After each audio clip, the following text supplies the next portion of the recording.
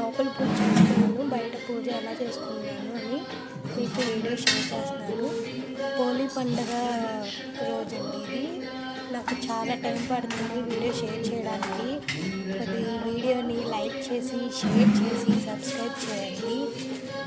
నాకు లైక్స్ కానీ వ్యూస్ కానీ ఉంటేనే అండి నాకు కొద్దిగా ఫాలోవర్స్ పెరుగుతారు. ప్లీజ్ అండి, వ్యూస్ అసలు ఉండట్లేదు. Please subscribe my channel. కొత్తగా చూసే వాళ్ళు ఎవరైనా ఉంటే సబ్స్క్రైబ్ చేసుకోండి ప్లీజ్. అండ్ అన్నీ శుభ్రం చేసుకొని నైటే శుభ్రం చేసుకొని పెట్టుకున్నాను. అండ్ ఇంక ఇది మార్నింగ్ అంతా క్లీన్ చేసేసుకొని ఇక్కడ తులసమ్మకు కూడా పసుపు బొట్లు పెట్టేశానండి. అండ్ ఇంకా పూజ చేసుకుంటున్నాను. అక్కడ కూలర్ పెట్టుకున్నాను హైట్ కోసం. దాని మీద ఒక క్లాత్ వేసేసి చేసుకున్నాను. చాలా బాగా చేసుకున్నాను. కాకపోతే నాకు ఆ ఒత్తులు సరిగ్గా ఒత్తులేదు. చాలాసేపు వెలిగించాల్సి వచ్చింది. అన్నీ బాగా రెడీ చేసుకున్నాను, బాగా చేసుకున్నాను.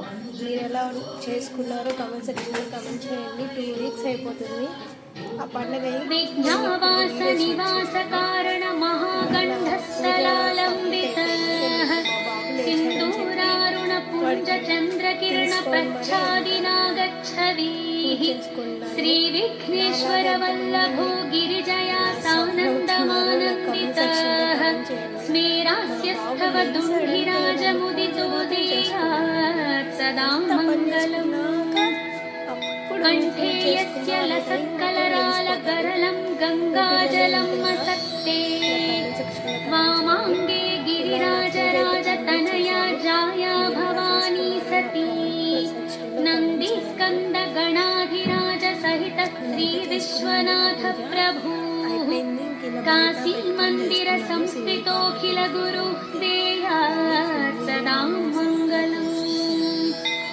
శ్రీ విశ్వనాథ కరుణామృత పూర్ణ సింధో శీతాంశుఖండ సమలంకృత భవ్యచూడ ఉత్తిష్ఠ విశ్వజన మంగళ సాధనాయ నిపన్పావిత భక్త ఆనందకంద పాపందం వారాణసి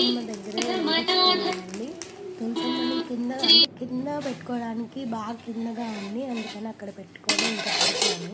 ఒకసారి చేశారని కింద పెట్టుకుంటే నిద్రపోయింది తులసమ్మ, అందుకని పైన పెట్టుకొని చేశాను. అంటే పరమాన్నం చేశానండి. కార్తీక మాసంలో అస్సలు సోమవారాలు చేసుకోవడం లేదు, అందుకని చెప్పి ఈరోజు పరమాన్నం చేశాను. లోపల పూజ అలా చేసుకున్నాను, బయట పూజ ఇలా చేసుకున్నాను.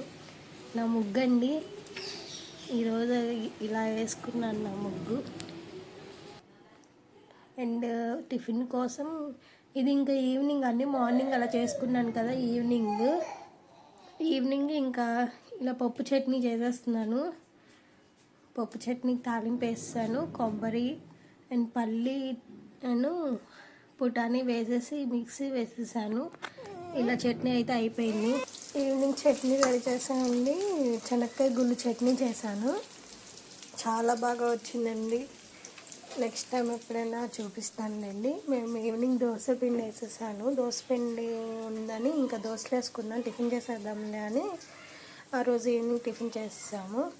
అండ్ కొద్దిగా చట్నీ ఏమో ఫ్రిడ్జ్లో పెట్టుకుంటున్నాను, అప్పటికేమో కొద్దిగా తీసి పక్కన పెట్టుకుంటున్నాను.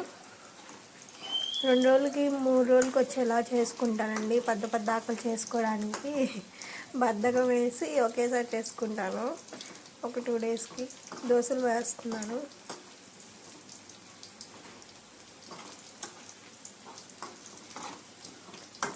దోశ పిండి తీసేసాను. కొద్దిగా గట్టిగానే కలుపుతాను, మరి జారుగా కలుపునండి దోశలు, అందుకని గట్టిగానే తీస్తాను. కాబట్టి పిండి దాంట్లో కొద్దిగా నీళ్ళు, సాల్ట్, కొద్దిగా పందారు వేస్తాను కలర్ కోసం.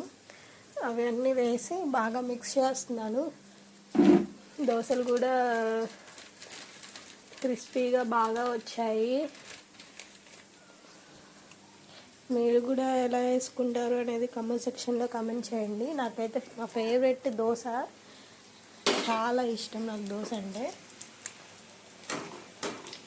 మీ ఫేవరెట్ టిఫిన్ ఏంటో నాకు షేర్ చేయండి, కామెంట్ సెక్షన్లో కామెంట్ చేయండి. ఇలా దోశలు అయితే వేసుకొని ఫస్ట్ మా హస్బెండ్కి ఇచ్చేసాను. అండ్ నెక్స్ట్ మా బాబుకు వేసాను. అసలు ఎంత గోల చేశాడోనండి మా బాబు అయితే మాత్రం. దోశ అంటే వాడికి కూడా పిచ్చి, బట్ వాడు ఫుడ్ తినట్లేదు. పిల్లలకి ఫుడ్ ఏం పెట్టాలి అనేది కూడా నేను వీడియోస్ పోస్ట్ చేస్తాను. అండ్ ఇలా దోశలు వేసుకొని తినేసాము. చాలా బాగా వచ్చాయి దోశలు కూడా. మీకు ఈసారి దోశ పిండి ఎలా వేసుకోవాలో కూడా అది కూడా పోస్ట్ చేస్తారండి. ఓకే, ఈ వీడియో నచ్చినట్లయితే లైక్ చేయండి, షేర్ చేయండి, సబ్స్క్రైబ్ చేయండి. Thank you so much. Bye bye. Next వీడియోలో కలుద్దాం. See you soon. నా వీడియోస్ చూసి కమెంట్ చేయండి. మీకు ఎలాంటి రెసిపీస్ కావాలో కూడా కమెంట్ సెక్షన్లో కమెంట్ చేయండి. నేను ఆ వీడియోస్ చేసి మీకు పోస్ట్ చేస్తాను.